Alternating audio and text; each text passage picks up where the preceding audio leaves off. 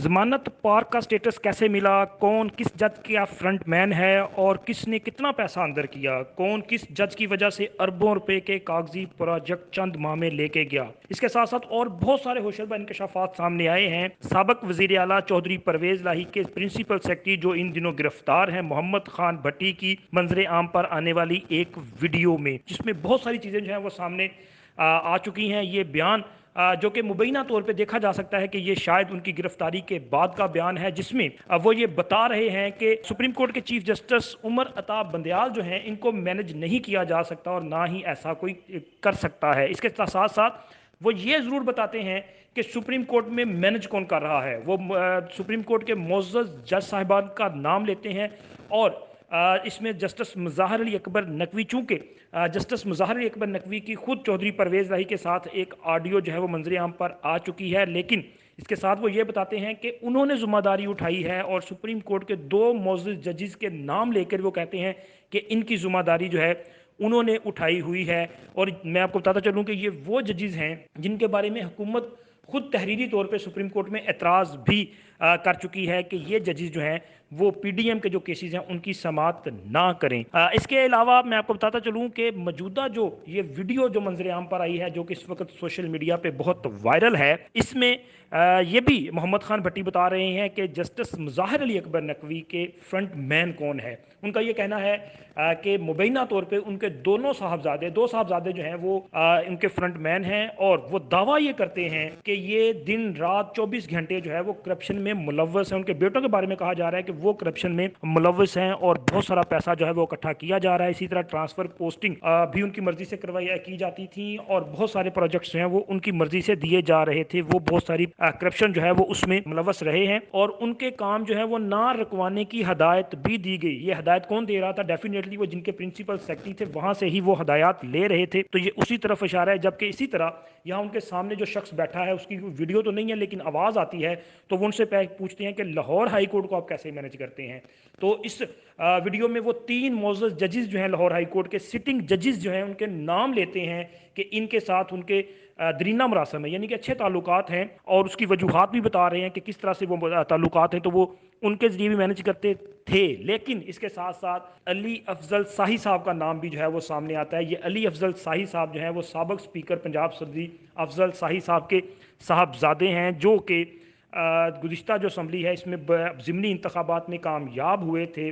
फैसलाबाद झुमरा का जो हल्का था, चक झुमरा का, वहाँ से ये इलेक्ट हुए थे। फिर उसके बाद ये सूबाई वजीर कानून भी रहे, काफ़ी बाअसर समझे जाते हैं। और बाअसर होने की इनकी वजूहात में जो सबसे बड़ी जो बात है वो ये है कि ये लाहौर हाई कोर्ट के एक मोअज़्ज़ज़ जज साहब जो हैं उनके साथ इनकी बहुत जो गहरी रिश्तेदारी बताई जा रही है, तो वो है इनके साथ।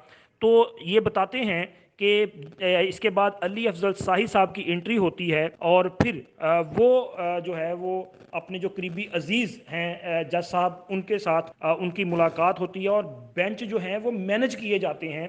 तो इस तरह से इसमें यह भी इंकशाफ जो है वो सामने आया कि अली अफजल शाही साहब को 10 से 15 अरब रुपए के पेपर प्रोजेक्ट जो है वो दिए गए। अब ये एक बड़ा इंकशाफ है जो इस वीडियो में सामने आया है कि पेपर प्रोजेक्ट क्या है। ये सवाल भी उनसे किया जाता है, जिस पर वो कहते हैं कि जनाब ये वो कागजी मंसूबे होते हैं जिन पे तकरीबन 50% काम जो है वो पहले से मुकम्मल हुआ होता है या कुछ काम मुकम्मल हुआ होता है, बाकी इसको दोबारा जो है वो कहते हैं ना वो पॉलिश वालिश करके, तो इनको दोबारा जो है वो नए सिरे से इनके फंड्स जारी कर दिए जाते हैं, तो बाकी पैसा जो है वो इधर उधर हो जाता है। तो ये है करप्शन की होशरबा इंकशाफात। ये है वो कहानियाँ जो कि साबिक दौरे हुकूमत में जब तहरीक इंसाफ की हुकूमत थी पंजाब में, तो उस वक्त किस तरह से जो है वो लूट सेल लगाएगी और किस तरह से ये अरबों खरबों रुपए के जो कागजी प्रोजेक्ट हैं वो देकर पैसा जो है वो हुकूमती खजाने से पैसा लोगों की जेबों में मुंतकिल किया गया। इसके अलावा ये जो वीडियो सामने आई है, इसके बाद ये करप्शन की दास्तानें तो जो है वो सामने आई हैं, लेकिन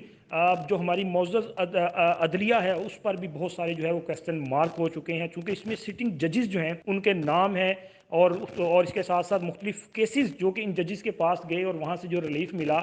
और तहरीक इंसाफ के मुखालफिन अगर ज़मान पार्क, जैसे कि मैंने भी यूज़ किया ज़मानत पार्क, तो वो ज़मानत पार्क का लफ्ज़ क्यों यूज़ करते हैं, इस वीडियो में बहुत सारे हक़ाइक़ जो हैं वो सामने आ रहे हैं। इसके साथ साथ ये एक बड़ा सवाल है کہ اب ہماری جو عدلیہ ہے اور ہمارے جو چیف جسٹس آف پاکستان ہیں وہ اس معاملے کو کیسے دیکھتے ہیں، چونکہ اس سے پہلے جو جسٹس مظاہر علی اکبر نقوی صاحب کی ایک مبینہ آڈیو سامنے آئی تھی، اس کا ابھی تک کسی قسم کا کوئی جو تحقیقات ہے وہ سامنے نہیں آئی۔ ایون کہ جوڈیشل کونسل میں، سپریم جوڈیشل کونسل میں جو درخواستیں ہیں ان پر بھی کسی قسم کی سماعت جو ہے وہ آگے نہیں بڑھی، یعنی کہ کارروائی نہیں بڑھی۔